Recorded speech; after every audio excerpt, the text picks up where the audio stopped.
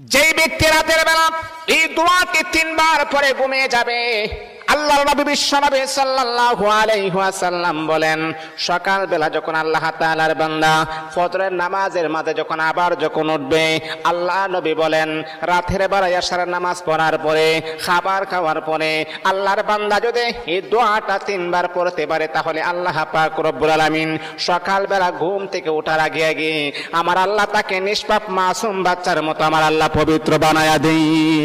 দোয়াটা সবাই আমরা জানি, আমরা সবাই কিন্তু দোয়াটা জানি, কিন্তু আমরা আমল করি না। দোয়াটা হলো আস্তাগফিরুল্লাহাল্লাযী লা ইলাহা ইল্লা হুয়াল হাইয়ুল কাইয়্যুম ওয়া আতুবু ইলাইহি লা হাওলা ওয়ালা কুওয়াতা ইল্লা বিল্লাহিল আলিয়্যিল আযীম।